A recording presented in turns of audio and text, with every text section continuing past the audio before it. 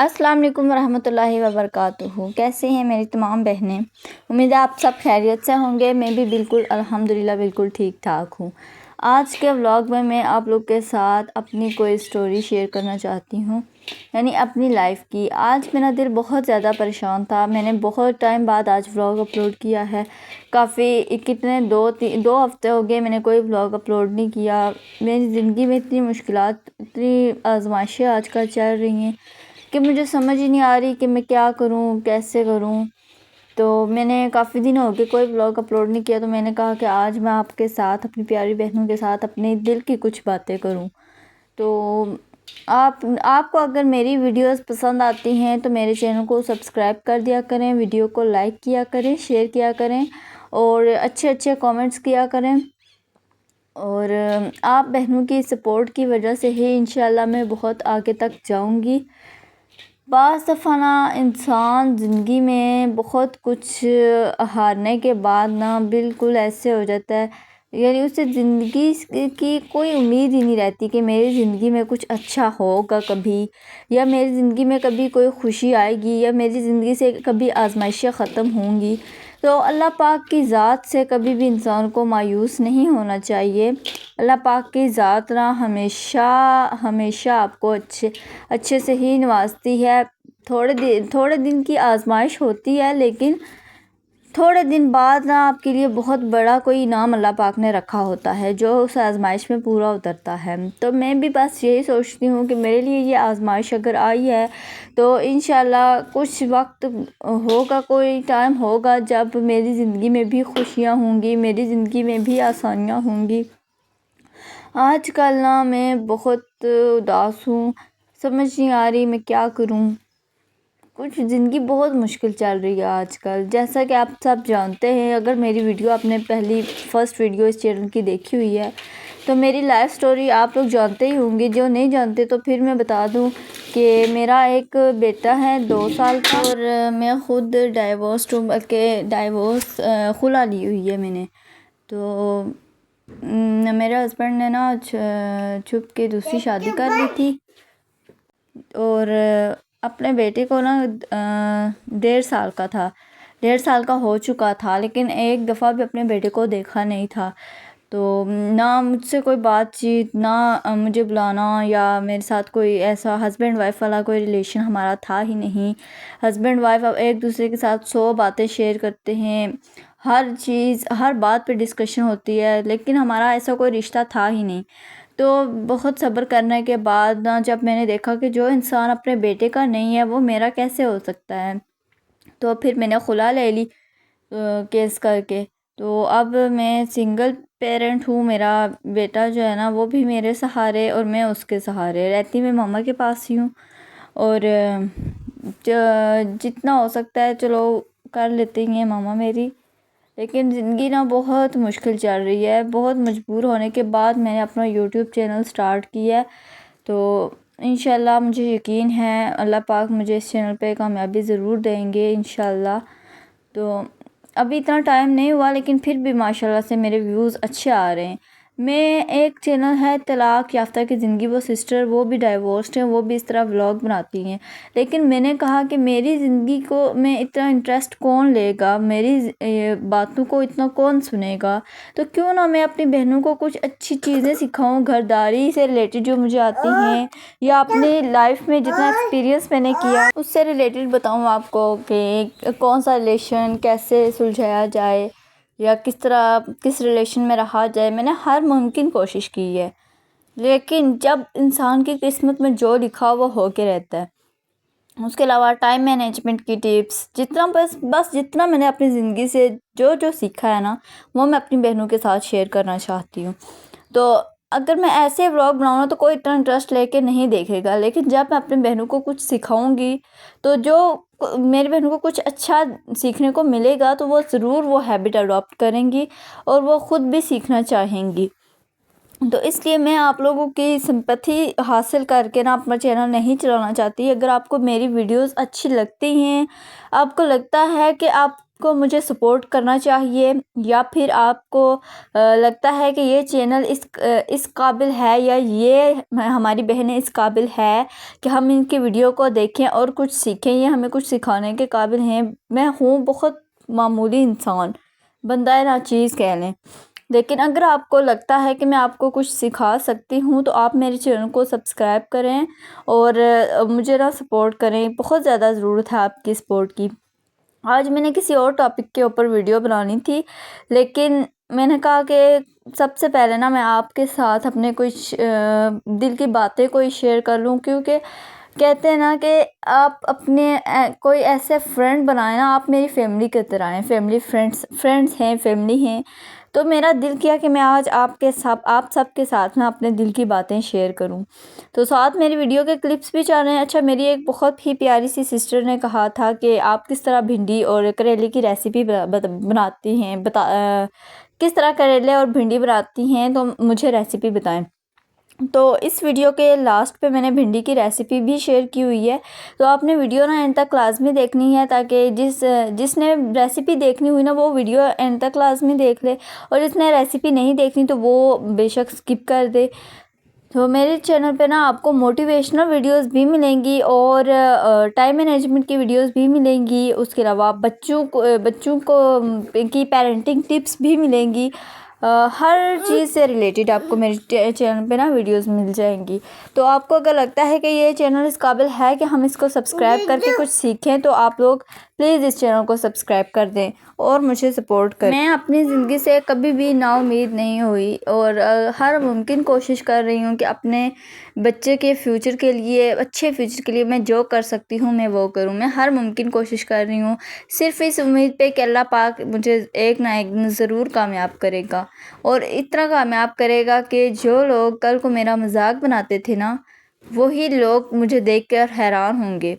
तो इसमें मैं आप लोग को ये मोटिवेट भी करना चाहती हूँ कि कभी भी ज़िंदगी की आजमाइशों से, मुश्किलात से डर कर छुप ना जाएं, बल्कि उनका सामना करें और एक बाहिम्मत औरत बने, बाहिम्मत इंसान बने। जब आप हर चीज़ को निगलेक्ट करके हिम्मत करेंगी और अपना और अपने बच्चों का एक बेहतरीन फ्यूचर बनाना चाहेंगी, तो फिर आपको किसी भी इंसान की ज़रूरत नहीं रहेगी जो कि आपके साथ गलत कर रहा है, या आपके साथ नाइंसाफ़ी कर रहा है, या आपको आपके हकूक़ नहीं दे रहा। तो मैं यही कहती हूँ कि मैं अब कभी शादी नहीं करूँगी, इरादा मेरा यही है। लेकिन अगर फ्यूचर में मुझे ऐसा लगा कि मैं अकेले ज़िंदगी गुजारना बहुत मुश्किल है, क्योंकि आज का दौर ही ऐसा चल रहा है कि अकेली औरत जो है ना वो बहुत सी मुश्किलात का सामना करती है। एक मुहाफ़िज़ का होना ज़रूरी है, एक मर्द का होना ज़रूरी है, एक शौहर का होना ज़रूरी है, क्योंकि शौहर मुहाफ़िज़ होता है, लेकिन अगर वो एक अच्छा इंसान हो, एक कमज़ोर इंसान ना हो, बल्कि एक समझदार इंसान हो, तो शौहर मुहाफ़िज़ होता है, साथ निभाने वाला। तो अगर कमज़ोर मिल जाए ना, तो फिर वो मुहाफ़िज़ हमारे लिए बहुत बड़ा एक अज़ाब और आज़माइश बन जाता है। तो अब मेरा इरादा यही है कि कोई शादी वगैरह नहीं करनी, लेकिन अगर ऐसे हालात बन गए कि करनी पड़ी तो सोच समझ के अब फ़ैसला लूँगी। लेकिन सबसे पहले मेरे लिए अब अपने बच्चे का फ्यूचर है। तो आपके लिए, आपकी ज़िंदगी में भी अगर कोई मुश्किल है, कोई परेशानी है, तो कभी भी उससे मायूस ना हो, हालात का सामना करें और हर हाल में ख़ुद को ना डर और मज़बूत बनाएं। और इसके अलावा ना, आपको अगर मेरी बातों से कोई मोटिवेशन मिलती है ना, तो भी इस चैनल को सब्सक्राइब कर लें, क्योंकि मैं और भी इस तरह की मोटिवेशनल वीडियोस बनाऊंगी। बहुत टाइम हो गया मैं वीडियो नहीं बना सकी, तो अब ना थोड़ी सी नाउम्मीदी हो गई थी, लेकिन फिर मैंने हिम्मत की कि नहीं, अल्लाह पाक की ज़ात से कभी भी मायूस नहीं होना। अल्लाह पाक की ज़ात ही है जो हमें हर चीज़ से नवाजती है और हमें आजमाइश में भी डालती है। ये मेरे लिए आजमाइश है, लेकिन मुझे यकीन है कि मेरा अल्लाह पाक मुझे बहुत कामयाब बनाएगा और मेरे बच्चे का भी बहुत बेहतरीन मुस्तकबिल होगा। तो इसके अलावा ना, मैंने वीडियो में कुछ क्लिप्स शेयर किए हैं जो कि ये इस रिलेटेड है कि जब भी ना आप हफ्तावार की सब्ज़ियां लेके इस तरह फ्रिज काट कर ना, इस तरह एयर टाइट बॉक्सेस में टिश्यू पेपर या फिर ये इस तरह के पेपर रख के उनको एयर टाइट बॉक्सेस में रख लें तो वो पूरा वीक चल जाती है। वीक में जो भी सब्ज़ी आपने इस्तेमाल करनी है तो अच्छी तरह उनको धो के काट के एयर टाइट बॉक्स में रख लें फ्रिज में, तो वो पूरा हफ्ता आपकी सब्ज़ियाँ जो है ना फ्रेश रहती है। अंडे वगैरह हर टाइम फ्रिज में रखा करें ताकि कभी कुछ जल्दी बनाना हो तो यही बंदा बना देता है।